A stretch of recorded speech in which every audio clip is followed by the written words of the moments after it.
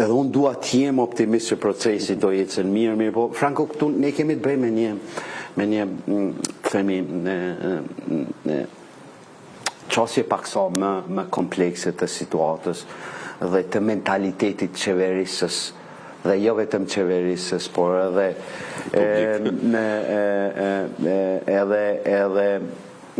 bashkëpunues të zotit Kurti. Dhe kjo quhet. Nëse bëni vetëm një kthim prapa dhe ju jeni kronisti i kohës dhe shihni se si çdo gjë që ky si kryeministri i Kosovës deri me tash ka bërë, qoftë në relacion, në marrëdhënie me miq ndërkombëtar, por edhe rajonal, duhet ta kemi të qartë, ne vim të një konkluzë që nuk do kemi fund tjetër përpos një konfrontimi bukur të vështirë që do ta kemi në Kosovë me këtë mentalitet qeverisës.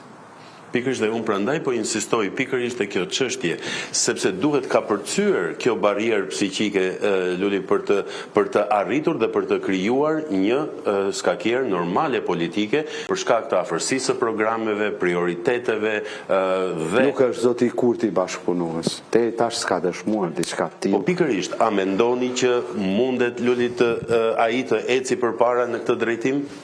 Nuk jam i sigurt. Unë mendoj që qeveri me vetëvendosje ndoshta mund të bëhet, po me një kush që Kurti të mos jetë kryeministër.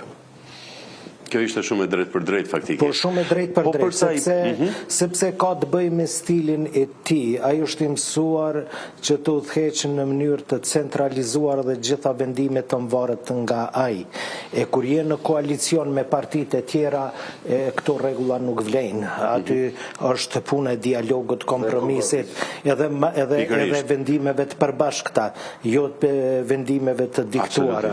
Po përsa i përket anës tjetër të medaljes, Beq, u fol që gjatë këtij viti edhe forcat opozitare do të mund të bashkoheshin për të krijuar alternativë qeverisë, se edhe ajo nuk ndodhi. Sigurisht varet nga numrat nesër, por ju shihni më shumë kohezion nga partitë që janë aktualisht në opozit për të kundërshtuar apo për të quar në opozit zotin Kurti? Unë mendoj që nesër ish opozita do i fitoj zgjedhjet.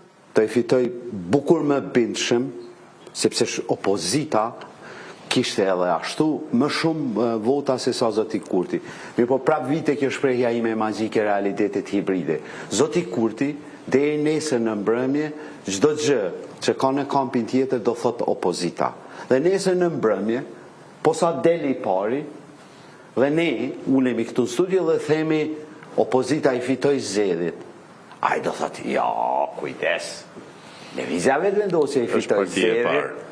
Sepse jemi partia e parë, pastaj vjen PDK-ja, pastaj domethënë mënyra se si krijohen këto realitete difuzive, digjitale, hibride, domethënë gjithmonë luaj një rol.